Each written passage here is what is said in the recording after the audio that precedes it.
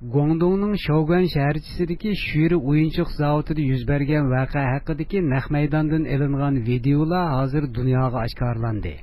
Uningdagi ko'rinishlar va ovozlardan ma'lum bo'lishicha, bu zavoddagi Uyg'urlar turgan joyga besib kirgan Xitoylarning yosh qur'oni asosan o'xshash. Qo'llarida ko'tarib olgan kaltaklarmi o'xshash, ish harakatimi o'xshash. Ular Guangdong shivasida emas, balki Shimoliy Xitoycha shivada so'zlab, textchi o'lmabdi, ur deyotidi.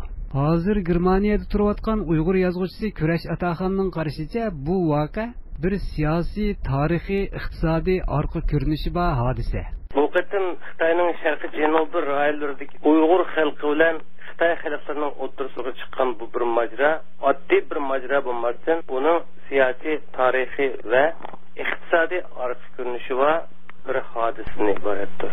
Kurash Ataxonning qarashicha, bu voqeani xalqaro jamiyatning, xalqarodagi kuchli davlatlarning, xalqaro sudlarning bartaraf qilishiga havola qilish kerak. Hozir yana Shaoguan rayonida yuz bergan voqeadan keyin Xitoy torlarida e'lon qilinayotgan Xitoy xalqining Uyg'urlar qarta inkasini o'qib baksak, buningda Xitoy davlatini idora qilayotgan hukmronlarning haqiqiy ideyasi, qog'oz yuziga chiqmagan qora niyati oshkorlanib turibdi.